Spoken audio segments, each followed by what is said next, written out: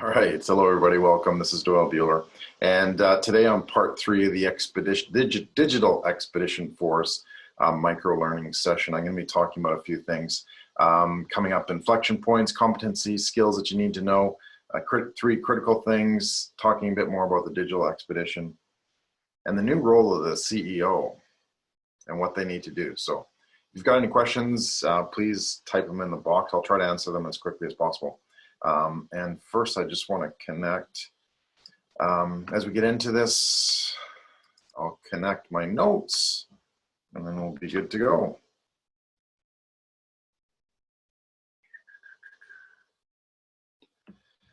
All right, so as we know, there's a lot of issues around here, and just to quickly review what we've been going through and what I've been talking about. Yes, that's the one. Yes, that's the one. Cool. So just to go over it today, this is, as I said, part 3. And if you're interested in other parts, just look in my feed, and I will have what I call an FYI.to page as well. That'll have all these different parts set up so you can go back and watch the videos and download some of the resources as well. So what I want to talk about is number 1, inflection points, and what it actually means and how you can actually apply it to business as well. Number 2, your 3 competencies or skills that you must have. And number 3, your 3 critical things, what I also call domains, that you need as well to actually make a difference in the digital space. 3 critical things, yes, those 3 critical things. I'm also going to talk about the digital expedition, what that is and what it actually means. And then the CEO, which I've got a new name for that. So hopefully we'll get through that all. Won't take too long. All right, so just a quick backtrack. When we talked last time, what I was talking about was some of the problems, right? Some of the pains, and some of the paralysis really that we're seeing as well in this. And why is that? Well, because there's 3 things that were actually limiting us, right? The first one is time. We're kind of stuck where we are. We may go to the office, we may not be able to. Our customers don't necessarily have the same amount of time to work with us or spend time with us as well. We've got limited resources. Okay, not everything is available all at once. Even if you're an e-commerce business, you have to look at how does the supply chain actually fit through everything, and how can you actually come to depend on it or come to understand what needs to be flexible really in how things are done and that sort of thing. And the last one is money, limited money, right? Depending on what kind of business you have, in a lot of cases, most cases, there is that limit of money as well. And that's really affecting how we go about things and how we actually do things and what we need to do to move them to the next step as well. Then I also talked about what I call the zones of uncertainty, zone 1, 2, and 3. And basically what we're looking at to get through these, we have to provide a solution. And the difference is that if we're looking at strictly solution, this is a one-dimensional solution, right? That's our fear. That's sort of dealing with the visceral feelings that we're going through right now, to be able to cope and to manage and to get through that next step. Next place we want to get to is learning. And if you look at the solution for this, and again, I went through this last time, so I'm not going to go into it into much more detail, but please go through part 2, and you'll be able to see what works and what doesn't. This requires a 2-dimensional solution. All right, this is where we can learn things. This is where we can understand what needs to happen and how we can do it and that sort of thing. And then the last zone, zone 3, the growth zone, what we actually need is a 3-dimensional solution. So it might sound a little bit complicated, but it's not. We just need to be able to progress through that planning stage and that implementation stage as well to get us quickly through this path, right? From pain, problem, paralysis to fear, learning, and growth as well. So we need to be able to do that pretty quickly. The other thing that I discussed previously as well was the rogue wave of disruption. And that's just sort of a metaphor for how things are developing, but we're seeing what some people call waves and that sort of thing. So we need to look at how we actually do that. So we have to be aware of the people, right? We have to be aware of, what else do I have here? The economy, and we have to be aware of the virus, right? And all of these different factors basically create these waves into us, right? The wave of disruption rather into what we do and how we do it and that sort of thing. And if we look at the virus creates the wave, people create the wave, and the economy creates the wave. What does that mean? That means that in the case of everything that we're doing, there's going to be a point, and in this case it's here, where you see all three of those waves line up. And what that causes is a rogue wave, and that actually increases the magnitude or the strength or the energy of the wave as well. So we have to be really aware of how do we actually use that to our advantage as well, so that we can overcome it. And again, how do we overcome it? We need to move ourselves through these three zones as well along the way. All right, so let's get into inflection points. Now, it's not the same as you might have heard of a tipping point and that sort of thing. But what really an inflection point is that transition from one state to another, okay? So let's say we're in a downward move of the economy, for example.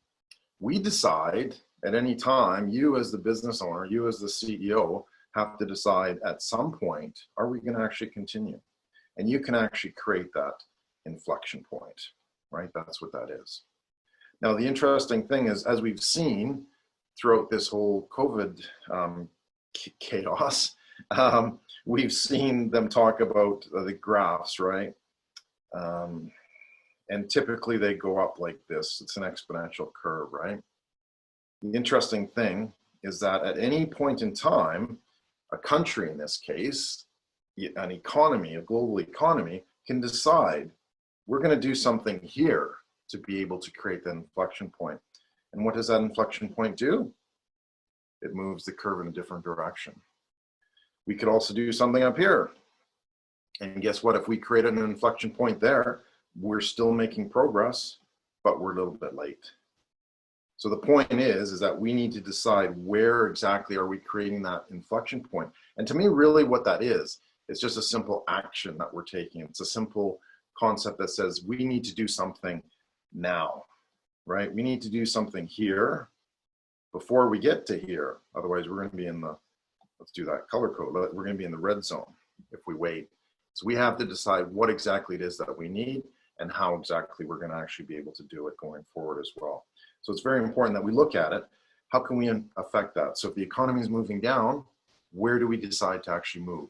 Where do we decide to actually make an action plan or a strategy or get out the life rafts or that sort of thing as well? So we have to decide quickly, what is that action point?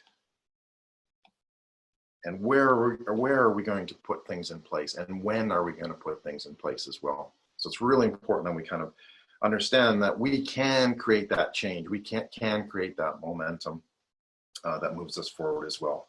All right, so the 3 skills that you must have to survive, to develop, okay? Pretty simple. Number 1, we need to be connected. Okay, so we need to have those communities. We need to be able to connect with our audience. We need to be able to connect with our suppliers and our supply chain and everything else that's part of that as well. We have to be connected. The second thing rather is we have to be resourceful. It's not easy, right? Not everything is available. You might have to use what you have to move on. You may not have, a tremendous amount of resources. You might have people that have been furloughed, that have, completely moved, or they're sick, or whatever the case may be. So you have to decide what is it rather that you need for your company, for your business as well. And again, you might have to think outside the box on this. And the last one that's really important is you have to be adaptable. Now is the time to say, look, we can adapt, we can change, we can evolve, we can move this forward as well, right? Where is your inflection point? Does that mean that you can adapt? Absolutely, right? So if we have these characteristics, we're able to add value. We're able to be desirable as a business. desirable. Is there an E in there? And we need to be effective as well. So it works as like a foundation, right? If we're connected, if we're resourceful, and if we're adaptable, these are the traits of a business that we're really looking to grow. And this is really what's going to make a difference coming forward as well. If we're not, we're going to be limiting ourselves in terms of how we solve problems, how we get out and get the business done, and that sort of thing as well. All right, let's keep moving. The three critical things you must do now in order to survive to thrive. And what I'm talking about here is digital is a different game, and a lot of us haven't necessarily built up that foundation, and they might be at a 40% foundation kind of thing, whereas we need to get you up to 80, 90, 95%, where that foundation of digital is very, very high. And it doesn't mean that you scrap everything that you're doing. It doesn't mean that you don't do speaking, or you don't do front to face or those kinds of events, or whatever the case may be. What it does mean is that you build a foundation that's very solid and that is adaptable. It does allow you to be resourceful, and it does allow you to be connected as well. And the first one that we need to look at is your brand value. Oops, let's just try that. The first one we need to look at is your brand value. Okay, what is it actually that you're doing? What is it that you're actually delivering? How are you delivering it? How are you producing that service? How are you producing that product, right? Can you surprise and delight with your brand value?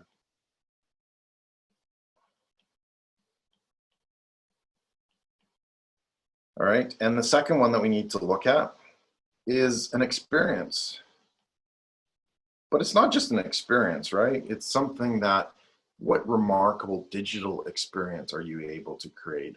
One that's worth remembering, right? It's not just so much of having an experience, but how does it connect with everything else? How does it connect with your brand value? And as I'll get into the third factor as well. So are you creating a digital experience that's remarkable and worth remembering? And there's so many examples of some businesses doing some amazing thing in this space as well. But we also have to make sure that we're connecting it to the brand value. And the third thing, which is what I call your digital delivery. Every business must have some form of digital delivery, right? Whether it's courses, whether it's presentations like this, whether it's going live, whether it's delivering your product, your services through training platforms or through mobile devices or whatever the case may be, we have to be able to deliver digitally, right? It's to our audience, it's anytime, it's anywhere, it's any place around the world. And this really has a huge power too, because not only does it mean that we can have our little business on the corner in your local area, but you can actually affect the economy outside of your local area as well, whether it's across the city, across the country, or around the world. So even though you don't necessarily have to, ship to countries around the world or whatever the case may be, it gives you a huge opportunity and a huge leg up. And we've seen companies specifically that got stuck on digital delivery, and they've also failed as well. So if we can combine these all together, brand value, digital experience worth remembering, and digital delivery, anytime, anywhere, any place. These are the foundations that you really need to be able to move forward and grow the business as well. And an example that I've seen happen and where they're having piece of this is typically in the retail or food type industries, where if it's a great sort of restaurant, but in the last couple of months, they obviously haven't been able to have the doors open. So they switch to, producing food. So switch to creating food packs for soup and meals and that sort of thing. But what if you could actually combine that with, once that person buys that packet of soup through an e-commerce delivery method, what if you could connect that customer to the chef that made it, and he runs a session where he's able to provide that service of showing you how to make a dish, or showing you how to, create something else or add to that part of the menu as well.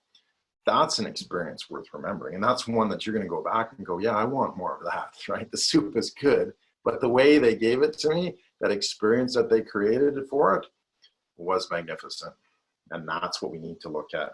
How do we create our brand value? How do we deliver an experience worth remembering? And again, how do we deliver that fundamentally this is your base. How do we deliver this fundamentally in the digital space as well? All right, so is it a safari or an expedition? I've had a couple of good conversations of this. Previously, we've heard about developing stories and that sort of thing, right? So we have this story, and right now it's kind of like the Disney fairy tale, okay, which is good, but it's not kind of where we're at right now, and we really kind of need to see, okay, well, what's the purpose of a Disney story, right? Is it a safari, meaning that we go through, bring our business through, and we kind of watch the animals and we do stuff, and we might try to pet the tigers or feed the tigers, don't get too close, but it's not a safari, right? So it's not a Disney story, it's not a safari, because that's a little bit too, yeah, okay, you wear your pith hat and you might wear a nice tan suit or whatever the case may be, but we need to do something, right? How do we do that? We need to create an expedition. It's quite as simple as that. And what do we know about an expedition? From what we've heard, right? Anyways, not many of us have done them. It's hard work. Okay, it's not easy. And the ones who succeed, they're the ones who are prepared, right? They must be prepared. So what does that mean? Well, we're on an expedition. We're on a digital expedition right now. We need to, as I said, get you to that 90% point where your digital delivery, your brand value, and your experience is the foundations of your business. How do we do that? With an expedition. We have base camps along the way that get us to each of these different steps that we have to map out so that we can see that, process. And then guess what? At the end of the day, after the expedition is done, we've achieved our goal. Yes, it's been hard, but yes, you're going to remember it. And yes, you're going to know exactly what you needed to do to get there. And who's this person? Well, that can certainly be you, right? But it's what I call the CEO. The CEO. This is you, the Chief Expedition Officer. Hopefully I can fit that all in there. Chief Expedition Officer, right? This is you. We need to get you there. We need to give you the tools, the strategies, the techniques, the tactics to build that resources, to make it more adaptable, to understand how to do it, to build that foundation as well, to get you up the mountain as well. Whatever expedition that is, it's the digital expedition, and we need to be in the front of this. We need to be able to push forward as well. So with that in mind, I've got the last step is what I call the digital mastermind. The digital expedition methodology.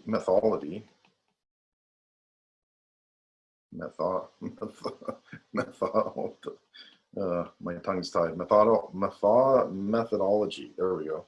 Yes, the digital expedition methodology. And it's going to be a masterclass on May the 12th. And you can sign up here, bit.ly/digital expedition as well. I'm going to go through a lot of these items in detail. I'm also going to give you a flight plan, which is your 3-dimensional solution as well as your 2-dimensional solution as well, which is the learning process also. So we're going to go through all these different stages, what's specifically needed for each one, how do we actually create that, those pieces, and how do we build the roadmap for a 2-dimensional and a flight plan for a 3-dimensional as well. So it's pretty exciting. It's a free event, May 12th. Go register now, bit.ly/digital expedition. Get set up. I've got a few more of these sessions coming up as well, these micro-learning sessions as well, a couple parts leading up to that, where I'm going to go through more in terms of the concepts and ideas that you can actually use right now to get forward as well. So, excellent. All right, so that's all I have today. So if you have any questions, if you're watching this in replay, please #replay and I'll answer your questions, or direct message me as well, and I'll get you the information that you need also. So thank you so much. Have a fantastic evening, afternoon, wherever the case you are. If you have any questions, again, give me a shout, and please like or share this video as well. And that's it. I'll see you later, and we will see you online. Thank you.